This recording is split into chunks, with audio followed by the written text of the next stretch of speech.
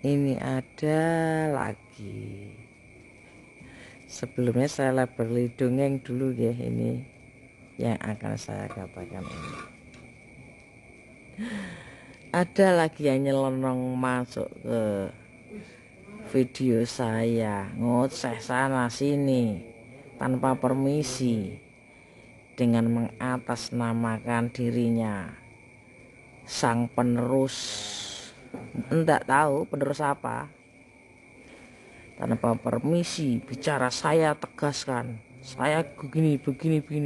Sudah paham semua? Sudah, terima kasih. Ini pasiennya Pak Budi. Pak Pur kok Pak Budi. Pasiennya Pak Pur belajar baik ini.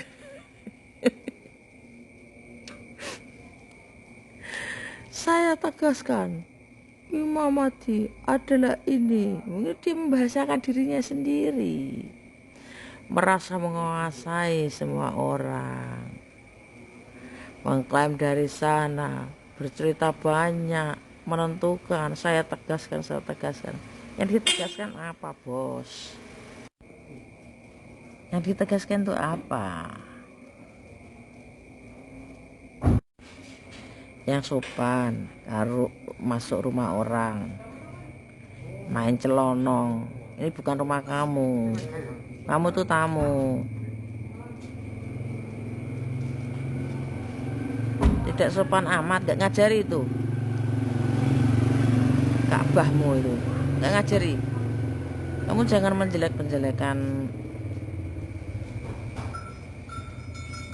agama Islam. Kamu sendiri pengkhianatnya itu. Gara-gara orang kayak gini Islam di kotor-kotori. Gak yakin aku kamu Islam, hanya ngambil ceritanya buat kamu klaim. Mana ada orang pilihan katrok kayak kamu, gak punya aturan begitu. Kamu pikir semudah itu memprovokasi kesatria. Ya kalau kamu katrok-katrok ya nyak-nyakan sak penake dhewe, kabeh diklaim Imam Mahdi penguasa dunia, yaitu kaummu. Kamu itu nggak bisa memahami apa yang kamu sebut sebagai nabimu itu. Nabi itu orang-orang suci, orang-orang mulia. Kamu merasa dimasuki Nur Muhammad, nggak mungkin. Nur Muhammad itu masuki kamu, orang kayak kamu itu yang dimasuki Nabi Muhammad ya orang suci, orang baik, tidak jauh dari jiwa beliau. Nur Muhammad masuk ke kamu, ya tidak mungkin lah.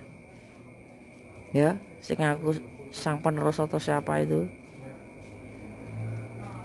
Kamu jangan ngotor-ngotor agamamu sendiri, nggak seperti itu. Kamu itu dajjal, anak buah tante dajjal, memanfaatkan orang-orang yang nggak tahu itu ya. Masuk sak penake dhewe, merintah semua orang. Mudeng orang. Lucu. lucu tapi banyol konyol, nggak tepat. Dagelanmu itu nggak cepat kayak badut. Nggak ada pemimpin yang nyorok nawak itu, maksa nawak itu delosor-delosornya. Aku iki pemimpin, aku juru bicara nih pemimpin. Kok ono kayak ngono kuwi, nganggur men saya. Kok ono regane tapi dodolan larang maksa kan aku. Oh alah, orang-orang seperti ini yang perlu tangani. Belaga, mabok, bro, yang penerus atau apa itu? Langit itu tidak pernah berkata kalau dirinya tinggi, gunung tidak pernah berkata dirinya besar, lautan tidak pernah berkata dirinya dalam, tapi orang tahu sendiri. Ya, contoh ya, kamu itu loh, kalau dilihat ya kelihatan omongannya gede nih, ngumbulnya keduren, ketabrak pesawat mbah. Hah? Keramat gini blas, sedangkan konon sang pemimpin itu berwibawa, mendamaikan, adem ayem, bikin hati damai, bikin orang gembira, melihatnya saja bahagia. Gak kayak kamu, bikin gerah, bikin pusing, enek deh. Caranya aja tuh lo garing kemeripik, merusak suasana. Orang-orang seperti kamu itu nggak bikin ayam blas,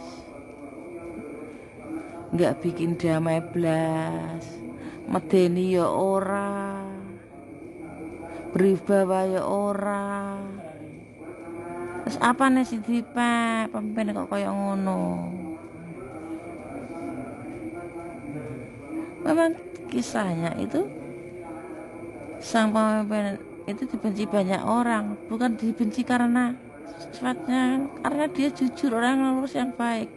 Yang membenci itu orang-orang jahat. Yeah. Tapi kalau kami seperti kesatria Nusantara, saya yakin sebal melihat Anda. Menyebalkan, giari gak diadat, gak punya sopan santun. Pemimpin dari mana itu? Saya aja nggak takut blas, apalagi yang lain. Kesatria sebenarnya. Saya tukang dongeng aja nggak takut, nggak keder blas. Mana kudu guyu banyol. Tapi selera humor saya tidak separah itu, nggak separah sampean lucu nih.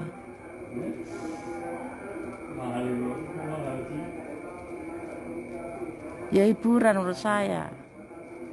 Tapi aku sing golek ngantuk iki biar cepat tidur, malah gak sedo ngantuk. Gara-gara perusak suasana ngantuk saya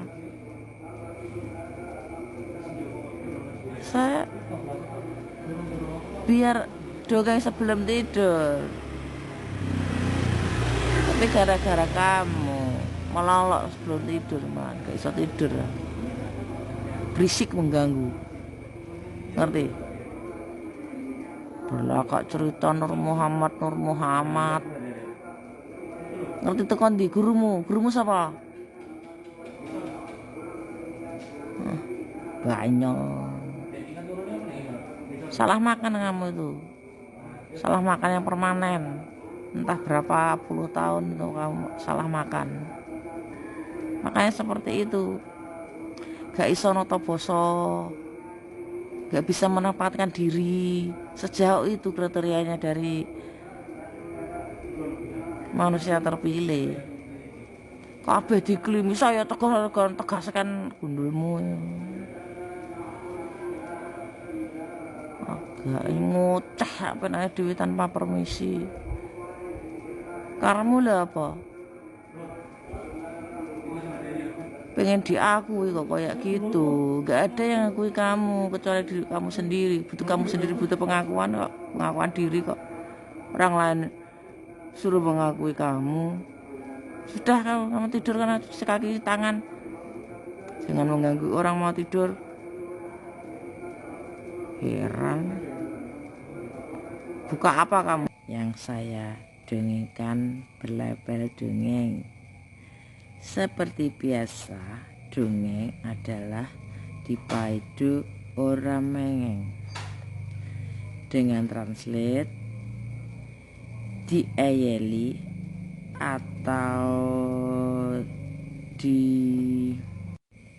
diganggu gugat tidak bisa diganggu gugat karena sifatnya adalah dongeng. Nggih. Dongeng Satriya Piningit. Bahwa sang Satriya ada di Jangka Jayabaya ngluruk tanpa bala, menang tanpa ngasorake. Ngluruk dalam artian bahasa Indonesia diartikan mendatangi atau melabrak atau mendatangi musuhnya sendirian, luruk tanpa bolo. Nah, secara tersirat atau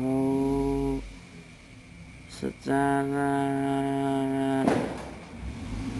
yang lain itu mengatakan sama saja halnya Satria itu pemberani, tidak menyusahkan teman-temannya, mendatangi musuhnya, menyelesaikan, menunjukkan siapa dirinya sendirian.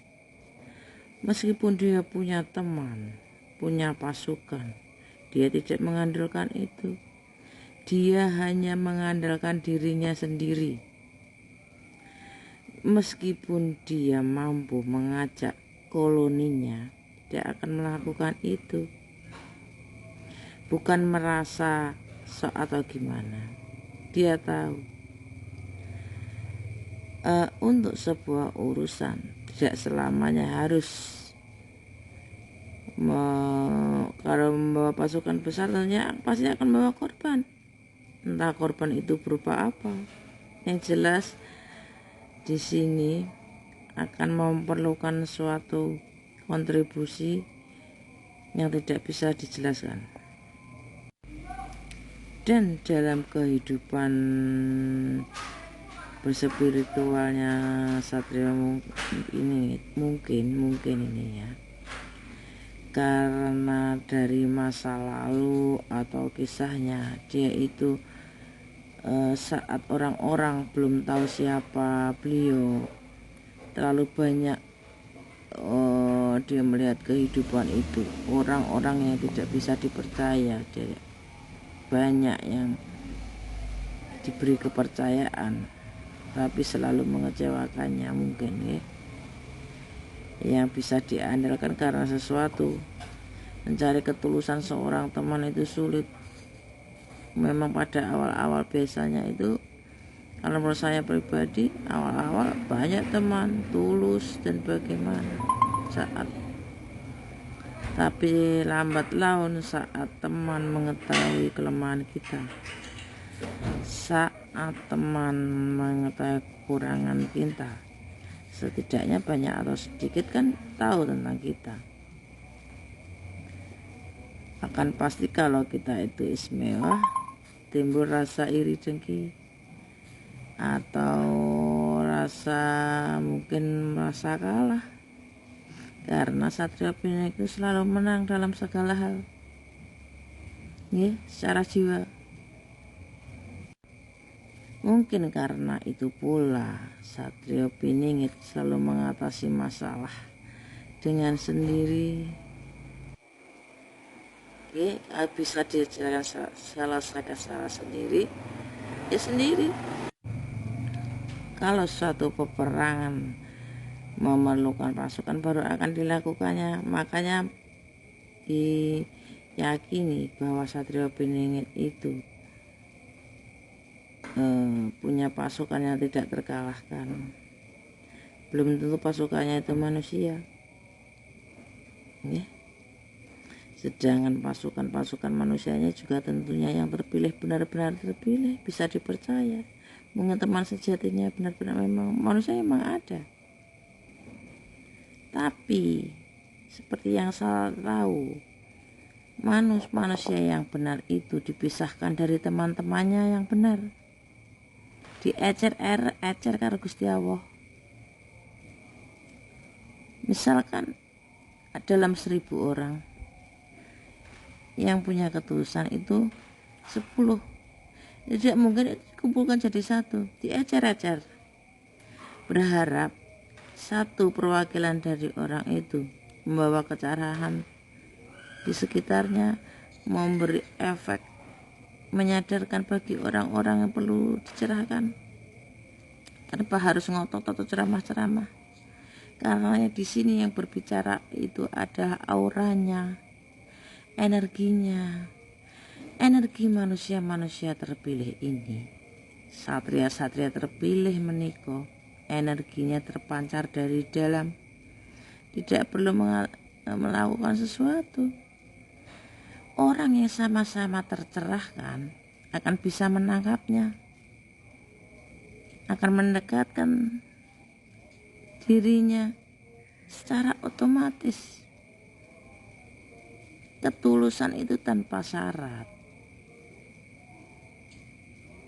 Jadi jika kita berbicara sesuatu, terlalu bertele-tele untuk menjelaskan sesuatu, itu yang perlu dicurigai, bos. Ada apa? Kenapa penjelasan?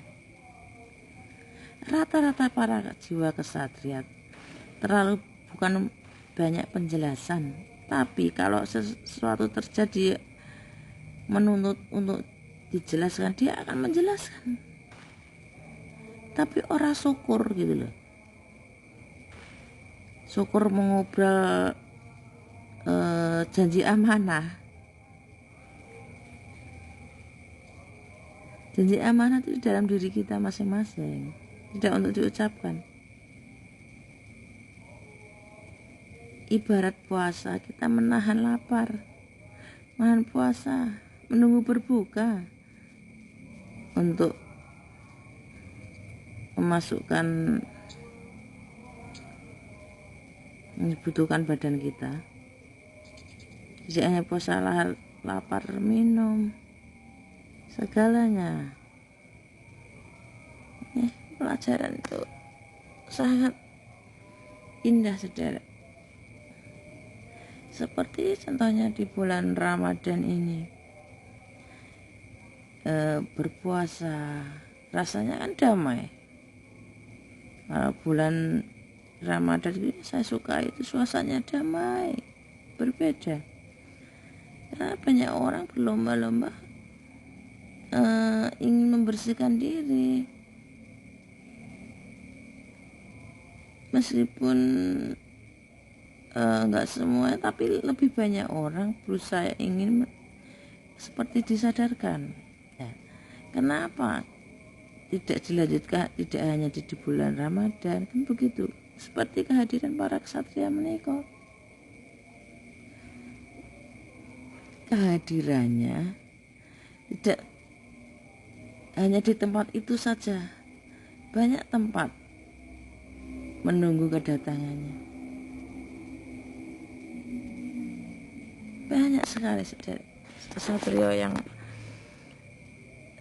tidak menginginkan satu validasi atau apa. Masih banyak saudara yang tidak ingin dikenal, itu banyak sekali. Tulus mencapai kedamaian diri dengan mendamaikan alam sekitar ini, bersyukur, berpasrah pada Tuhannya. Saudara, semoga kita selalu diingatkan untuk selalu rendah hati dan menghargai orang lain. Salam damai kemahribah loh jinawi. Mbak, itu apa artinya? Secara dalam, ya. Ngatan saudara, mugi-mugi yang saya sampaikan bermanfaat. Rahayu.